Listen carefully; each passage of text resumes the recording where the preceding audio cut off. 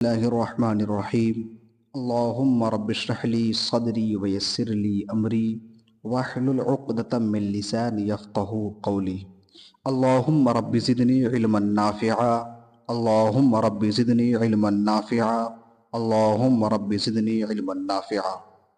معزز سامعین و ناظرین، بفضلہ تعالی مختصر القدوری کا درس قسطوار جاری ہے۔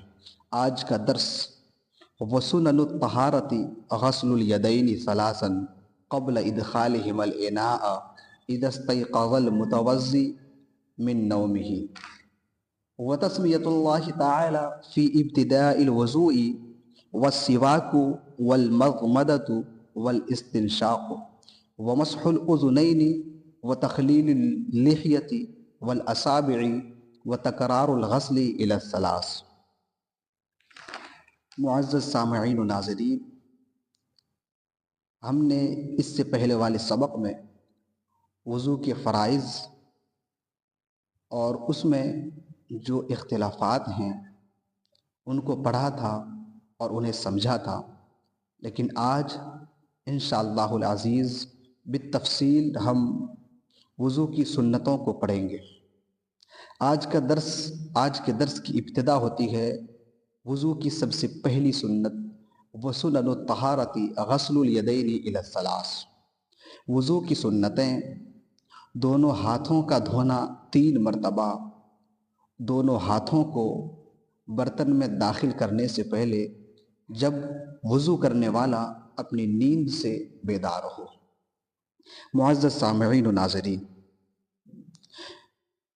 اس عبارت میں وضو کی سب سے پہلی سنت کو بیان کیا گیا ہے کہ وضو کی سب سے پہلی سنت یہ ہے کہ جب وضو کرنے والا اپنی نیند سے بیدار ہو تو وہ اپنے دونوں ہاتھوں کو برتن میں ڈالنے سے پہلے 3 مرتبہ انہیں دھو لے، کیونکہ حضرت ابو ہریرہ رضی اللہ تعالی عنہ سے روایت ہے کہ نبی کریم صلی اللہ تعالی علیہ وآلہ وسلم نے ارشاد فرمایا کہ جب تم میں سے کوئی آدمی اپنی نیند سے بیدار ہو تو نہ داخل کرے اپنے ہاتھ برتن میں یہاں تک کہ اس کو 3 مرتبہ دھو لے، کیونکہ کوئی نہیں جانتا کہ اس کا ہاتھ رات بھر کہاں رہا۔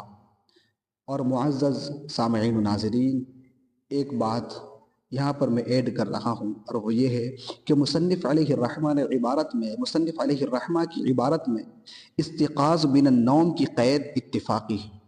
جو استيقاظ من النوم کی قید لگائی گئی ہے یہ قید اتفاقی ہے، احترازی نہیں ہے۔ کیوں؟ اس لیے کہ وضو کرنے سے پہلے وضو کرنے سے پہلے دونوں ہاتھوں کا دھونا مطلقاً سنت ہے، خواہ وہ نیند سے بیدار ہوا ہو یا نیند سے بیدار نہ ہوا ہو۔ وتسمیۃ اللہ تعالی فی ابتداء الوضوء، وضو کے شروع میں بسم اللہ الرحمن الرحیم پڑھنا بھی سنت ہے۔ اور دیکھیں، سنت کسے کہتے ہیں؟ سنت وہ طریقہ ہے جو دین میں رائج ہو اور فرض اور واجب نہ ہو۔ تسمیہ علی الوضوء کے سلسلے میں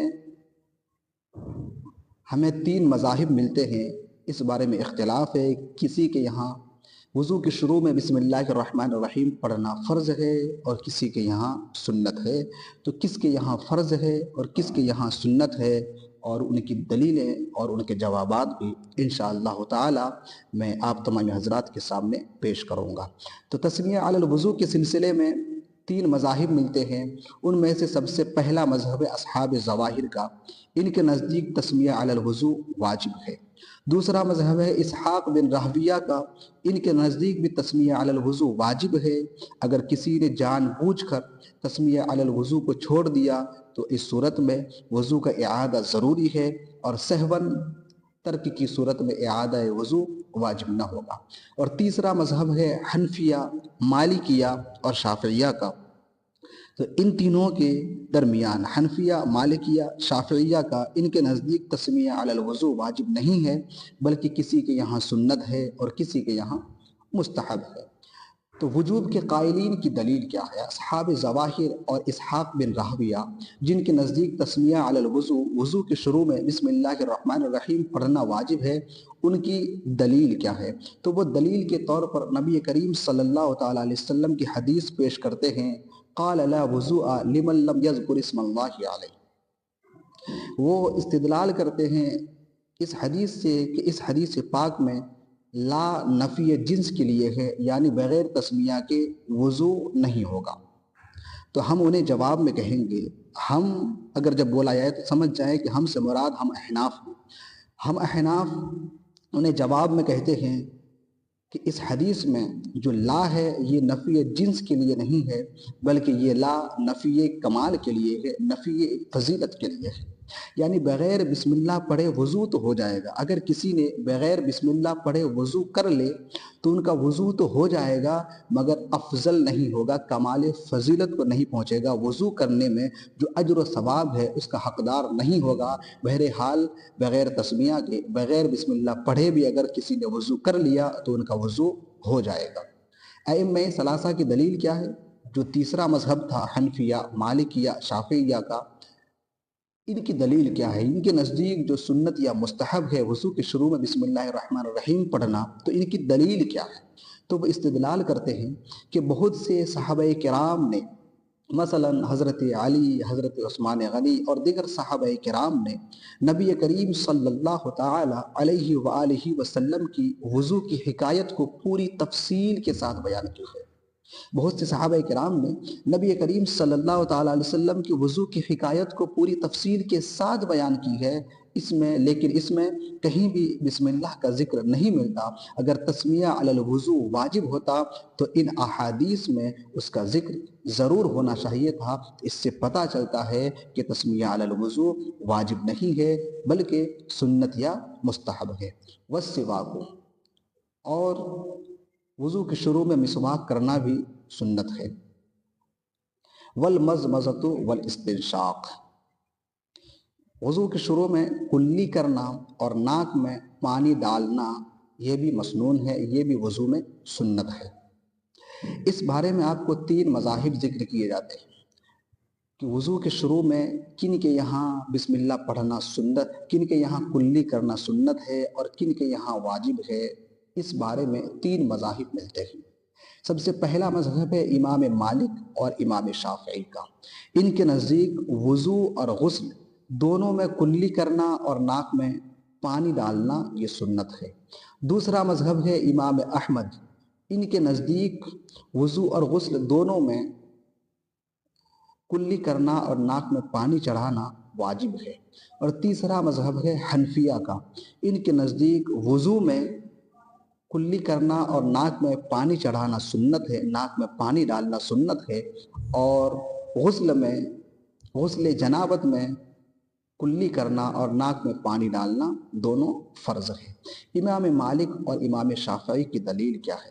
تو وہ اس حدیث پاک سے استدلال کرتے ہیں کہ آپ صلی اللہ تعالی علیہ وآلہ وسلم نے ارشاد فرمایا کہ کلی کرنا اور ناک میں پانی ڈالنا یہ فطرت میں سے ہے۔ اور امام احمد کی دلیل کیا ہے؟ تو امام احمد رحمۃ اللہ تعالیٰ علیہ مزمزہ کے وجوب پر استدلال کرتے ہیں اس روایت سے، اس حدیث پاک سے، جس میں آپ صلی اللہ تعالی علیہ وآلہ وسلم نے ارشاد فرمایا اذا توضأت فمضمض۔ آپ صلی اللہ علیہ وسلم نے ارشاد فرمایا کہ جب تو وضو کرے تو کلی کر۔ اور امام احمد رحمۃ اللہ تعالی علیہ استنشاق کے وجوب پر اس دلیل سے استدلال کرتے ہیں، استنشاق کے وجوب پر استدلال کرتے ہیں حضرت سلمہ بن قیس کی اس حدیث سے، جس میں آپ صلی اللہ علیہ وآلہ وسلم نے ارشاد فرمایا اذا توضأت فانتشر، کہ جب تو وضو کرے تو ناک چھینک لیا کر، یعنی ناک میں پانی ڈال لیا کر، ناک صاف کر لیا کر۔ تو ان دونوں حدیثوں میں امر کا صیغہ آیا ہے۔